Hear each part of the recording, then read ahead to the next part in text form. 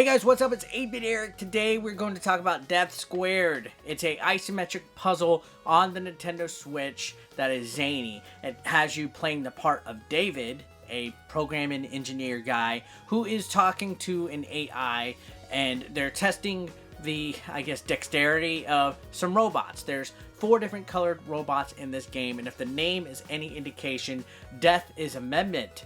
There's all sorts of traps on these puzzles of the game. There's over 80. There's some party mode puzzles and solo mode puzzles. Now, this game is meant to be played in a multiplayer setting. Good luck. You're going to lose your friends because if one person dies on screen, you have to start over. And that is where the fun in this game comes. It's from communication with local couch co-op people.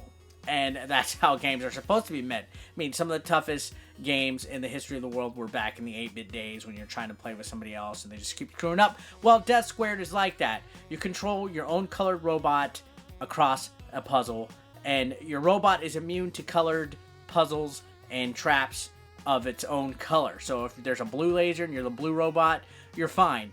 But anybody else that goes through it, they're dead. Now, you can do all sorts of crazy tactics such as totem pole climbing and stuff like that to avoid certain objects to help each other. But the trick in this game is that the isometric view often has stuff that blocks the path, so it's a lot of trial and error.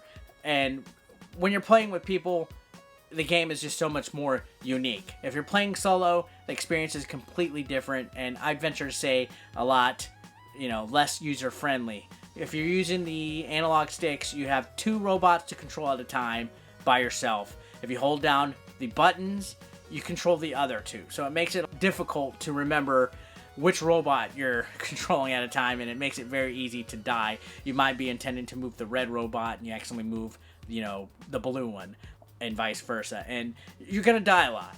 This game is probably one of the hardest games on the Nintendo Switch. As far as puzzle games go to compare it to, I would compare it kind of to Snipper Clips, but this one is like Snipper Clips on steroids. It's definitely a huge challenge, and it kind of has that vibe of like Portal, in Stanley Parable, where it has that cold, dark humor between the David and the AI in the game. You'll hear a lot of banter and dialogue while you're playing. The game does get a little repetitive on that side though, but it is a nice touch, especially when you die. It's really funny to hear some of the dialogue that they say, so I gotta give props to that. The level design initially is really good. The gameplay is frantic and fun, but after you play a certain amount of levels, about the halfway point, you're gonna see repetitiveness, and it's going to really lower your morale if you're playing by yourself, because the game does count a tally of how many times you died in the top right corner, and it keeps track of it. So your incentive, if you're going to replay this, is to die less, I guess. I mentioned the ideal thing about this game is multiplayer, which you're going to have a lot of fun.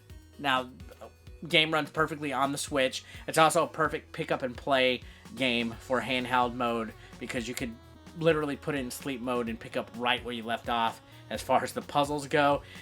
If you play through it once by yourself, you're probably not going to play it again, but if you play with people all the time, it's going to be a new experience every time, because not everybody's going to understand the game, not everybody's going to communicate well, and you might lose some friends along the way. So Death Squared, I think I'll give it an 8 out of 10 just for the multiplayer aspect.